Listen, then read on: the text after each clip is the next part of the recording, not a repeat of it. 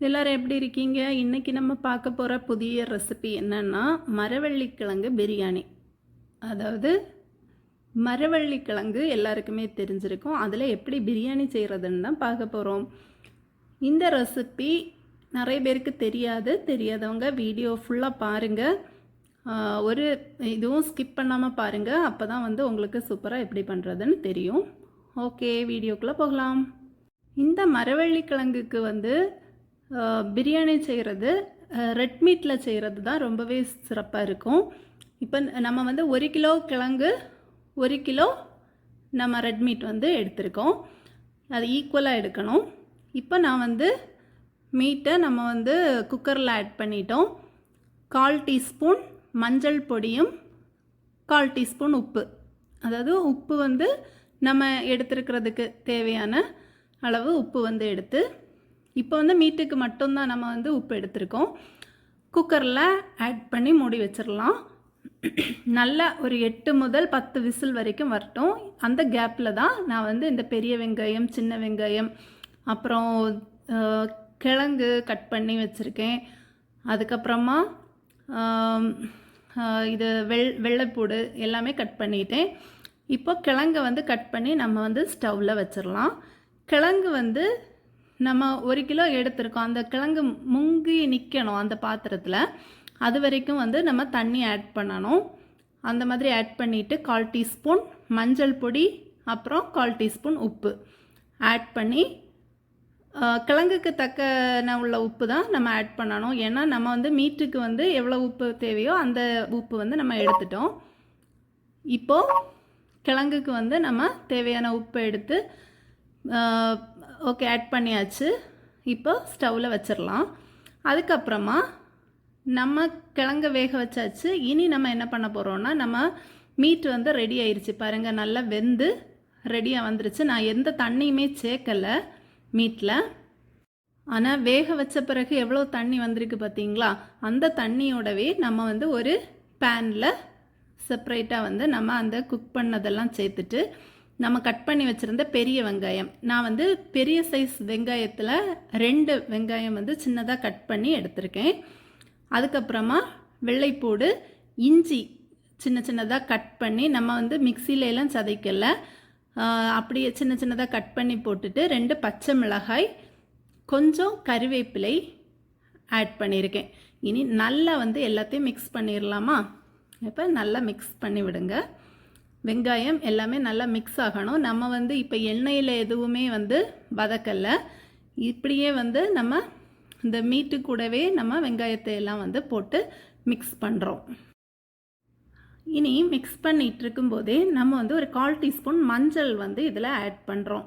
அப்போ ஆட் பண்ணிவிட்டு நம்ம மஞ்சளுடைய அந்த பச்சை வாசனை போகிறது வரைக்கும் நல்லா மிக்ஸ் பண்ணி விட்டுறலாம். இப்போ பச்சை வாசனை கொஞ்சம் மிக்ஸ் பண்ணி நல்லா போகட்டும். அதுக்கப்புறமா அடுத்த மசாலா நம்ம சேர்க்க போகிறோம். அடுத்தது வந்து என்ன சேர்க்க போகிறோம்னா, கரம் மசாலா. கரம் மசாலா வந்து நான் ஒரு 3/4 டீஸ்பூன் கரம் மசாலா வந்து இதில் ஆட் பண்ணுறேன். கரம் மசாலையோட வாசனை வந்து ரொம்ப சூப்பராக இருக்கும். பிரியாணிக்கு வந்து ரொம்பவே மஸ்ட்டு. அப்போது கரம் மசாலா சேர்த்துட்டு நல்லா இதில் வந்து மிக்ஸ் பண்ணி விட்டுருங்க. நம்ம இதில் வந்து மிளகு பொடி வந்து சேர்க்கணும். அதாவது தனி மிளகாய் பொடி வந்து சேர்க்கணும். அது வந்து என்னென்னா கம்பல்சரி கிடையாது. லாஸ்ட்டில் வேணும்னா நம்ம கொஞ்சமாக சேர்த்துக்கிடலாம். இப்போ பச்சை மிளகு எல்லாமே சேர்த்துருக்கோம். இந்த காரம் வந்து செக் பண்ணிவிட்டு லாஸ்ட்டில் வந்து சேர்க்கலாம். நான் அதை சொல்கிறேன். இப்போ வந்து நம்ம நல்லா மிக்ஸ் பண்ணி விட்டாச்சு.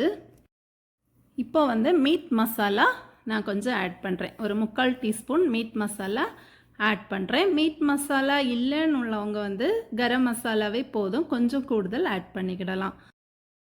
இந்த பிரியாணியோடைய டேஸ்ட்டே வந்து என்னதுன்னா, மெயின் திங் நம்ம வந்து நல்லா அதை வந்து கிளறி விடுறதுல தான் அந்த டேஸ்ட்டு வந்து கூடும். அடுத்ததாக நான் இதில் ஆட் பண்ண போகிறது என்னென்னா, மல்லித்தூள் வந்து ஆட் பண்ண போகிறேன். அப்போது மல்லித்தூள் வந்து 1 டீஸ்பூன் நம்ம இதில் ஆட் பண்ணிக்கிடலாம். மல்லித்தூள் வந்து ஆட் பண்ணிவிட்டு அதையும் வந்து நம்ம நல்லா கிளறி விட்டுருங்க. நம்ம ஒவ்வொன்றையும் நல்ல கிளறி விடும்போது தான் அதோடைய பச்சை வாசனை வந்து போய் நமக்கு வந்து லாஸ்ட்டில் பிரியாணி வந்து சூப்பராக வரும். அடுத்ததாக கொஞ்சமாக பெப்பர் பவுடர் வந்து ஆட் பண்ணிக்கிடலாம். அதாவது குருமிளகு பொடி வந்து ஆட் பண்ணுறோம். நம்ம வந்து கொஞ்சம் ஒரு 1/4 டீஸ்பூன் ஆட் பண்ணால் கூட போதும். நம்ம காரத்துக்கு ஏற்ப இதை வந்து ஆட் பண்ணிக்கிடலாம். அப்போ குருமிளகு பொடியும் போடும்போது நமக்கு வந்து இன்னுமே ஃப்ளேவர் வந்து நல்லா இருக்கும். அதுக்காக தான் இந்த குருமிளகு பொடி வந்து நம்ம இதில் ஆட் பண்ணுறோம். இனி நம்ம இதில் வந்து தண்ணி ஆட் பண்ணிடலாம். நான் இங்கே தண்ணி வந்து 1.5 பவுல் தண்ணி, அதாவது சின்ன ஒரு பவுலில் 1.5 பவுல் ஆட் பண்ணியிருக்கேன். இது வந்து எனக்கு கரெக்டாக இருந்தது. அதாவது நம்ம வந்து இந்த மீட்டு இருக்கிற அளவுக்கு கரெக்டாக வந்து தண்ணி ஆட் பண்ணணும். இப்போ நான் வந்து காட்டி தரேன் பாருங்கள். இந்த அளவு தண்ணி கரெக்டாக நிற்கணும். இனி வந்து நம்ம மூடி போட்டு வேக வச்சிடலாம். அடிக்கடி வந்து இந்த மூடி திறந்து நம்ம வந்து கொஞ்சம் கிளறி விட்டுட்டே இருக்கணும். தண்ணி நல்லா வத்திருச்சுன்னா கொஞ்சம் கூட ஆட் பண்ணிவிட்டு கூட நமக்கு வந்து நல்லா கிளறி விட்டுட்டு மூடி போட்டு வேக வச்சிடலாம். இப்போ பாருங்கள், மீட்டு வந்து நல்லா சூப்பராக வெந்து ரெடி ஆயிருச்சு. இப்போ இந்த மாதிரி நல்ல தண்ணியெல்லாம் வற்றி வரும்போது கொஞ்சமாக காரத்துக்கு வந்து நம்ம தனி மிளகாய்த்தூள் ஆட் பண்ணுறோம். இப்போது காரம் வந்து போதும்னா அதிலே ஸ்கிப் பண்ணிடலாம், வேண்டாம். இப்போ நம்ம கிழங்கும் வந்து வேக வச்சுருந்தது நல்லா வெந்து ரெடி ஆகிருக்கு. பாருங்கள், இந்த மாதிரி கொஞ்சம் நல்லா வேகணும். பிரியாணிக்கு நம்ம வந்து ஒரு ஸ்பூன் வச்சு குத்தி பார்க்கும்போது நல்லா வெந்து வரணும். அடுத்ததாக நம்ம செய்ய போகிற மெயின் திங் என்னென்னா தேங்காய் வறுக்கிறது. ஒரு பேன் ஹீட் பண்ண வச்சுருங்க. அதில் வந்து நான் 1/4 மூடி தேங்காய் வந்து ஆட் பண்ணியிருக்கேன். அதுக்கப்புறம் இஞ்சி, நம்ம வெள்ளைப்பூடு வந்து சின்னதாக கட் பண்ணி சேர்க்கலாம். அப்புறம் சின்ன வெங்காயம் வந்து ஒரு 15 சின்னதாக கட் பண்ணி நான் இந்த தேங்காய் கூட சேர்த்து நல்லா வதக்கி விடுறேன். இப்போ தேங்காய் வந்து நல்லா வதங்கும் போதே நம்ம வந்து கொஞ்சம் கறிவேப்பிலை இலைகள் வந்து இதில் ஆட் பண்ணலாம்.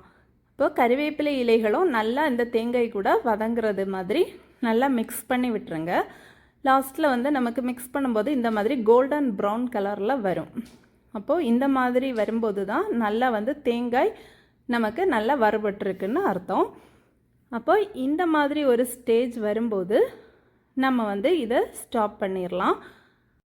இனி இந்த மிக்சரை வந்து நல்லா ஆற வச்சிடலாம். ஆற வச்சுட்டு நம்ம மிக்சியில் அரைக்கணும். அதுக்காக ஆறட்டும். இப்போது மீட் வந்து வெந்திருக்கான்னு பார்க்கலாம். பாருங்கள், நல்லா நிறைய நேரம் சிம்மில் வச்சு நம்ம நல்லா வேக வச்சு எடுத்தாச்சு. என்னதான் நம்ம குக்கரில் ஒரு 10 விசில் போட்டிருந்தாலுமே இதில் இன்னும் இதெல்லாம் வந்து இன்க்ரீடியன்ட்ஸ் எல்லாம் சேர்த்து வேக வைக்கும்போது டேஸ்ட் வந்து ரொம்பவே நல்லா இருக்கும். இப்போ நம்ம வந்து அந்த மரவள்ளி கிழங்கு வெந்த பிறகு எல்லாத்தையுமே ஆட் பண்ணி இதில் நல்லா மிக்ஸ் பண்ணணும். இதில் நம்ம வந்து எவ்வளவு மிக்ஸ் பண்ணுறோமோ அவ்வளவுக்கு அவ்வளவு டேஸ்ட்டு வந்து கூடுதலாக கிடைக்கும். முன்னாடி எல்லாம் வந்து நம்ம தாத்தா பாட்டி காலத்தில் வந்து அவங்க எல்லாம் என்ன பண்ணுவாங்கன்னா விறகடுப்பில் வந்து இதை ப்ரிப்பேர் பண்ணுவாங்க. நிறைய நேரம் வந்து விறகடுப்பிலே போட்டு இதை வந்து மிக்ஸ் பண்ணுவாங்க. அப்போ தான் அந்த டேஸ்ட்டு கொடுக்கும். இனி வந்து நம்ம ஆற வச்சுருந்த அந்த தேங்காய் ஆறிடுச்சு. இனி வந்து நம்ம ஒரு மிக்ஸி ஜாரில் அதை ஆட் பண்ணிடலாம். இதெல்லாம் ஆட் பண்ணிவிட்டு நம்ம வந்து இதில் தண்ணியே சேர்க்க வேண்டாம். தண்ணி சேர்க்காமலே இதை வந்து நல்லா நம்ம அரைச்சி எடுத்துடலாம். இப்போது அரைச்சி எடுக்கும்போது எப்படி இருக்குன்னு பாருங்கள். இந்த மாதிரி கிடைக்கும் நமக்கு. இதை வந்து நம்ம இந்த கிழங்கு மீட் மிக்ஸ் பண்ணி வச்சுருக்கிறது இதில் வந்து நம்ம இந்த தேங்காவை இதில் ஆட் பண்ண போகிறோம். அதுதான் வந்து இந்த பிரியாணியோட ஃபைனல் ஃப்ளேவர் வந்து ஆட் பண்ணுறது. அப்போ இந்த மாதிரி நம்ம தேங்காய் வந்து வறுத்து அரைச்சி நம்ம சேர்க்கும்போது அந்த பிரியாணிக்கு வந்து ஒரு தனி ஒரு டேஸ்ட் வந்து கிடைக்கும். அப்போது இந்த ஸ்டேஜ் வந்து நம்ம சேர்க்கலைனாலும் ப்ராப்ளம் இல்லை. ஆனால் இதை சேர்க்கும்போது தான் அந்த மரவள்ளி கிழங்கு பிரியாணியுடைய ஒரு ஃபைனல் வந்து நமக்கு கிடைக்குது. இதை வந்து நம்ம மூடி போட்டு தம் மாதிரியும் வச்சு நமக்கு வந்து சாப்பிடலாம். இப்போது நல்லா மிக்ஸ் பண்ணணும். அந்த தேங்காய் ஃப்ளேவர் எல்லாமே நல்லா மிக்ஸ் ஆகி இந்த மாதிரி நமக்கு வந்து பிரியாணி ரெடி ஆகும். நான் நேரமாக சொன்ன மாதிரி தான் நம்ம வந்து எவ்வளோக்கு எவ்வளவு மிக்ஸ் பண்ணுறோமோ அவ்வளோக்கு அவ்வளவு டேஸ்ட்டு வந்து நமக்கு கூடுதல் கிடைக்கும். இப்போ நான் வந்து மூடி போட்டு ஒரு 5 மினிட்ஸ் அப்படியே சிம்மில் வைக்கிறேன், தம் போட்டு. இப்போ பாருங்கள், சூப்பரான நம்ம மரவள்ளி கிழங்கு பிரியாணி, கேரளாவில் கப்ப பிரியாணின்னு சொல்லுவாங்க, சூப்பராக ரெடி ஆயிருச்சு. நம்ம லஞ்சுக்கு வந்து இது மட்டுமே போதும், அவ்வளவு டேஸ்ட்டாக இருக்கும். கண்டிப்பாக எல்லாரும் ட்ரை பண்ணிவிட்டு கமெண்ட்டில் எப்படி இருக்குன்னு சொல்லுங்கள். நன்றி.